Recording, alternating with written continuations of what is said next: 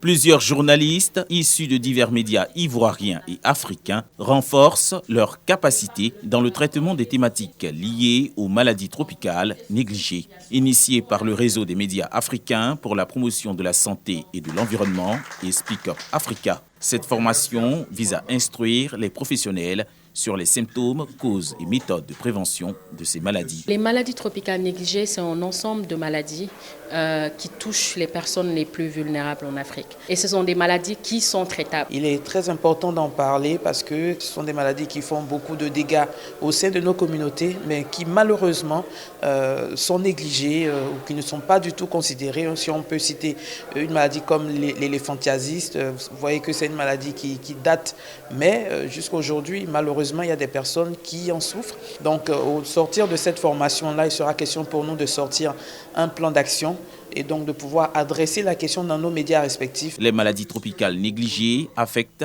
plus d'1 milliard de personnes dans le monde, dont près de 40% en Afrique. Les communautés appauvries vivant dans des régions tropicales sont les plus touchées selon l'Organisation mondiale de la santé. Mon objectif au sortir de cette formation-là, c'est de faire connaître les maladies tropicales négligées.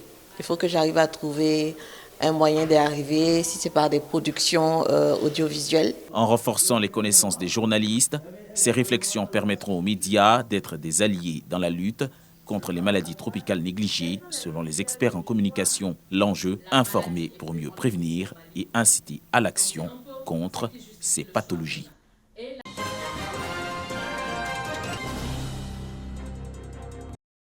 Grand-Bassam, ville historique et touristique de Côte d'Ivoire, prône le bien-être des élèves du scolaire et du préscolaire. Dans cet établissement, c'est jour de vie scolaire, une journée pour permettre aux élèves de s'évader à travers des activités ludiques. Les élèves, au nombre de 100, découvrent les ateliers de couture, de coiffure, d'hygiène corporelle et de sensibilisation à la protection de la faune et de la flore à travers le planting d'arbres. J'ai aimé planter arbre, c'était pas difficile. Je vais le chasser, je dois déchirer un pas et je le mets dans le trou et puis je ferme et j'arrose. Nous avons entrepris ces actions-là en faveur des enfants parce que si ces enfants-là sont formés dès les petites classes à la protection de tout ce qui est ressources naturelles, ils grandissent avec ces notions-là et c'est plus facile lorsqu'ils deviennent adultes. Initiée par le service vie scolaire de l'enseignement primaire et préscolaire de Grand-Bassam, cette journée a pour thème bien-être social et réussite scolaire. Cette journée visait un double objectif. Premièrement, c'était d'apporter un peu de bien-être, de sourire aux enfants à travers les activités. Et dans un second temps, permettre aux enfants d'acquérir des compétences. La journée du bien-être social bénéficie du soutien de l'ONG Maison d'Espoir, une organisation non gouvernementale qui œuvre depuis 2020 à l'éducation pour tous. À travers cette activité, nous comprenons que la réussite scolaire n'est pas basée seulement sur ce que nous apprenons dans les salles de classe, mais il y a aussi l'environnement qui y concourt. Avec les plantings d'arbres qui ont été effectués, les rafistolages des tenues scolaires, les coupes des cheveux des enfants, tout ça permet aux enfants d'être confiants.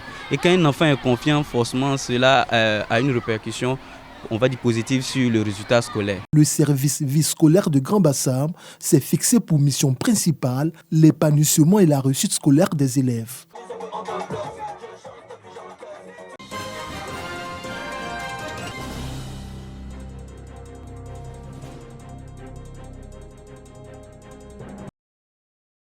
C'est l'une des premières conséquences de la séparation entre la CEDEAO, Communauté économique des États de l'Afrique de l'Ouest, et les pays membres de l'AES, Alliance des États du Sahel.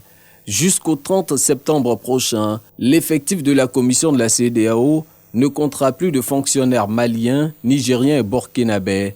Au nombre de 135, soit environ 15% du personnel, ces travailleurs ont déjà reçu leur lettre de fin de contrat.